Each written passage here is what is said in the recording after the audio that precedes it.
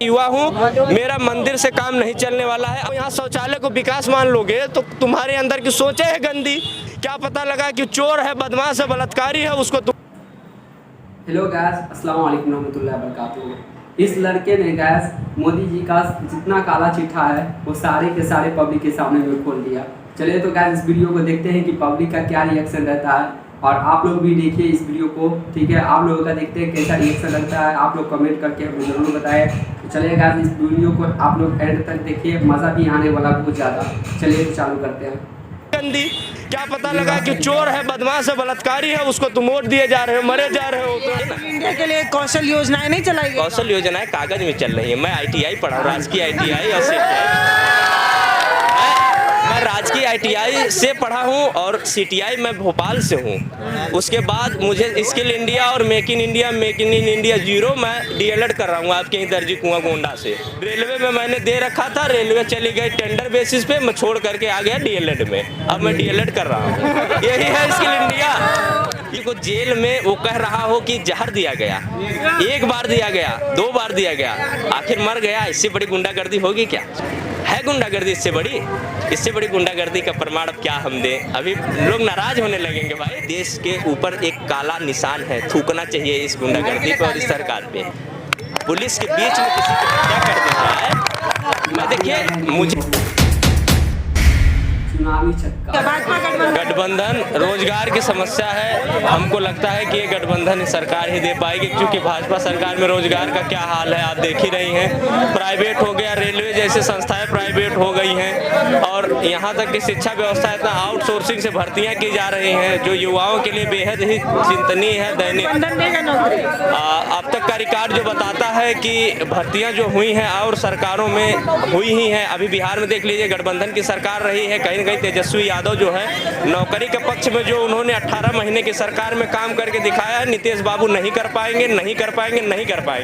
और जब सपा सरकार थी, अखिलेश भैया मुख्यमंत्री थे, मैं राजनीति से परे बात कर रहा हूँ, या बसपा की सरकार थी, 1 लाख सफाई कर्मी की भर्ती हुई थी बिना घूस के, कोई इल्जाम नहीं। पहली टेट हुई, उसमें मेरे परिवार के 2 लोग टीचर हुए, कोई इल्जाम नहीं लगा। 72,000 नौकरियां एकदम फ्रेश मिली। इसके बाद विशिष्ट BTC 10,000 हुई, उसमें भी मेरे परिवार के लोग नौकरी पाए।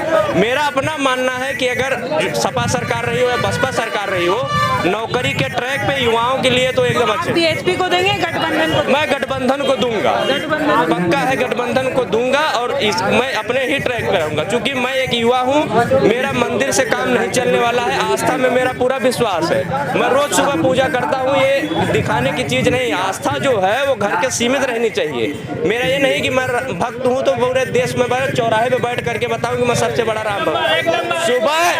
सुबह मैं जागता हूँ, पहले मैं जागता हूँ, नहाता हूँ, उसके बाद मैं जल देता हूँ, उसके बाद मैं जाता हूँ कॉलेज में मैं पढ़ के आता हूँ। शाम को अगर कहीं बात आती है तो मैं राम भक्त। मेरे यहाँ सुंदरकांड हो रहा है, जितने लोग चिल्ला रहे हैं, अभी पूछ लो, गायत्री मंत्र नहीं बता पाएंगे, अभी आरती नहीं बता पाएंगे, 2 मिनट में भी बोल जाएंगे। केवल हल्ला मचाना हो इनको, दिन रात अगर हल्ला मचाना हो तो ये केवल दंगा करवा देंगे हल्ला मचा करके। अभी गायत्री मंत्र सुन लो 2 लोगों से, नहीं बता पाएंगे।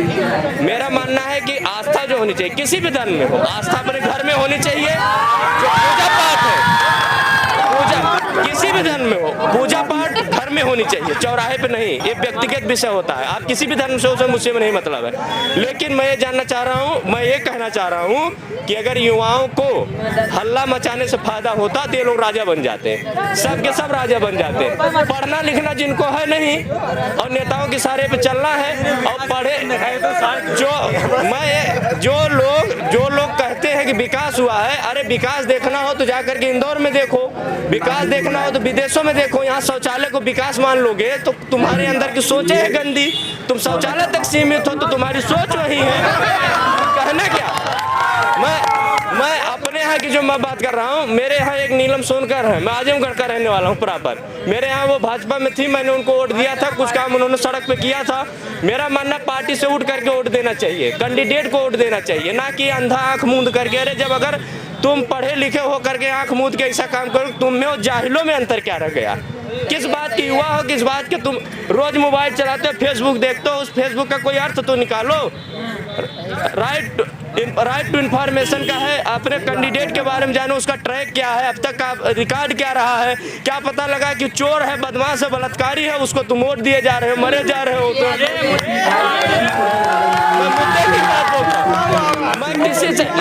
तो मैं कह तो रहा हूँ, आज मेरे यहाँ अगर भाजपा का कैंडिडेट अच्छा निकल जाएगा, मैं सरेआम कह रहा हूँ, चौराहे में मैं भाजपा वोट दूंगा। मैं अपने जिले की बात कर रहा हूँ, यहाँ का मैं रहने वाला नहीं, प्रॉपर मैं यहाँ पढ़ने के लिए आया हूँ, लेकिन मैं ही कह रहा हूँ कि अगर भाजपा का प्रत्याशी रहेगा मैं उसको आजमगढ़ से हैं? मैं प्रॉपर आजमगढ़ कर रहा हूँ। दिनेश लाल निरहुआ, उसको नहीं दूंगा मैं वोट। वो साला जाहिल।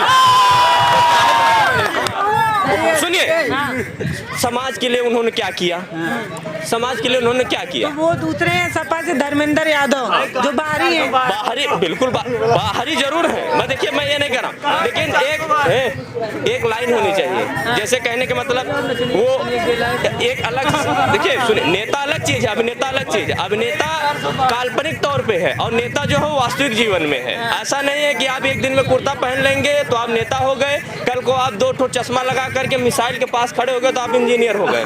ऐसा नहीं होता है। किसी आप पत्रकारिता कर रही हैं, आप एक जीवन लगाई होंगी, उसमें आपकी सोच ऐसी होगी, क्या पूछना है, क्या करना है, ऐसा कुछ कही होंगी ना। ऐसा तो है नहीं मैं इनको पकड़ा दूं कि माइक ले लीजिए भैया, चलिए पत्रकारिता कर, क्या पूछेंगे। होना चाहिए कुछ प्रेजेंस ऑफ माइंड होना चाहिए, क्या बोलना है, क्या समाज में काम करना है, कुछ उनके पास ट्रैक, क्या ट्रैक है, क्या किया उन्होंने। जिनको आप कह रहे हैं वोट देंगे धर्मेंद्र यादव, वो उनको कहाँ ढूंढने जाएंगे, सफाई में? उनके प्रतिनिधि रहते हैं, ऐसा नहीं, जब वो जीत करके जाते हैं उनके प्रतिनिधि रहते हैं। माननीय मुलायम सिंह यादव जी जब जीते थे उस समय 2014 में मेरी उम्र कम थी, लेकिन मैं अपने गांव के ही एक लोगों को लिवा करके गया था मेडिकल के लिए। मैं बता रहा हूँ 1 मिनट में फाइल पास हुई थी, कोई सांसद नहीं कर पाएगा। आजमगढ़ की फाइल थी, उन्होंने बस देखा, इतना कहा कि किसका है बताए, मेरे गांव का है, बस इतने 2 मिनट में फाइल ट्रांसफर हुई। लखनऊ PGI में गया, 1 मिनट नहीं लगा, इलाज हुआ उनका।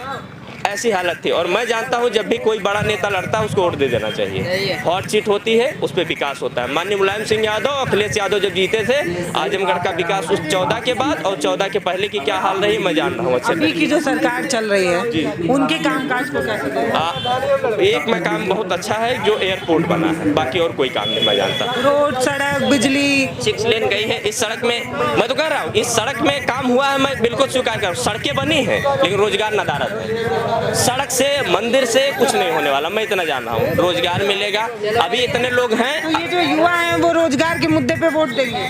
दे देना चाहिए अगर इनको। नहीं, मंदिर आस्था का विषय है, ये आपको लग रहा है? नहीं मेरा, हाँ मैं तो कह रहा हूँ ना, मेरा ये पर्सनल विषय है, मेरा ये आस्था का विषय है। मंदिर से मैं ये नहीं कह रहा हूँ कि बुराई ही होगी, आस्था अलग चीज है, आस्था में विश्वास रखना चाहिए, यही तो है गलत सही करने के लिए। मतलब क्या, सरकारी नौकरी? सरकारी नौकरी के अलावा भी और चीजें हैं। जैसे कर तो रहे make in India, skill India, जमीन पर दिखना भी तो चाहिए। मेक इन इंडिया के लिए गाँव में हुआ क्या? मेक इन इंडिया के लिए, मेड इन इंडिया के लिए गांव में क्या हुआ बताइए ना। इंडिया के लिए कौशल योजनाएं नहीं चलाई गई? कौशल योजनाएं कागज में चल रही है। मैं ITI पढ़ा हूँ, राजकीय ITI और CTI। मैं राजकीय ITI से पढ़ा हूँ और CTI मैं भोपाल से हूँ। उसके बाद मुझे स्किल इंडिया और मेक इन इंडिया 0 मैं DLED कर रहा हूँ आपके ही दर्जी कुआं गोंडा से। अब मुझे मास्टर बनना है। ये है स्किल इंडिया का वास्तविक धरातल पे काम।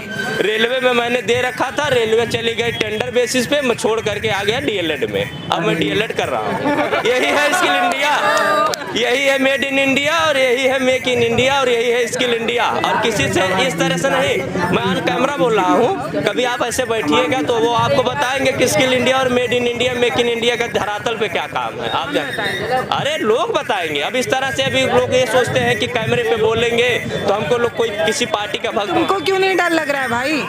अरे डर चाहते हो इसलिए नहीं, कहीं डर लगेगा? हम किसी यहाँ के चोरी थोड़े ना कर रहे हैं किसी का। तुम्हें तो कह रहे हो और लोग बोलने में डर लगता है उनको कि बुलडोजर आ जाए है कि कैमरा पे बोलेंगे। अभी कोई पार्टी विशेष का मामला बोल जाए या पार्टी बनाम ये ऐसा वैसा, इसलिए और लोग कैमरे पे डर भी जाते हैं। जैसे कैमरे पे बोलना अलग चीज है। अभी आप ये चीज मुझसे व्यवहारिक बात करती तो मैं आपको फटाफट जवाब देता, या ये भी दे सकते थे। कैमरे पे बोलना सबकी बस की बात शायद नहीं मेरे हिसाब से। नहीं, सब लोग अभिनेता हो जाते भाई। दिनेश लाल निरहुआ बन करके फिल्म बनाने लगते, सबका यूट्यूब चैनल होता, सब लोग रोज लाइव आते और बताते कि ये करिए वो करिए, रील बनाते लोग। कैमरे से सबका नाता नहीं। वो जीते थे आपके क्षेत्र से तो वोट तो मिला था ना उनको? किसको? निरहुआ को। निरहुआ बाय एक्सीडेंटल जीत गए थे। अब बाकी बाकी आगे क्या होगा ये तो चुनाव बता दे ही देगा ना। कभी कभी हो जाता है, एक दिन के जीत से जीत नहीं हो जाती है। कभी गलती से मान लीजिए मैं दौड़ रहा हूँ, मेरा पैर फिसल गया और मैं गिर गया, मैं सबसे बड़ा धावक हूँ, लेकिन उस समय मैं हार गया ना। एक बार के लिए हारना अलग बात है, लेकिन अगर मैं रोज हार जाऊंगा तो मैं धावक कहाँ रह गया। लेकिन एक बार हो सकता है कि मेरा पैर फिसल जाए, कांटे लग जाए, मिल्खा। ये वीडियो आपको कैसी लगी हमें कमेंट करके ज़रूर बताएं, और अगर आप YouTube इस चैनल पर नए हैं तो चैनल को सब्सक्राइब जरूर कर लें, ताकि हर एक वीडियो का नोटिफिकेशन सबसे पहले आप तक जाए।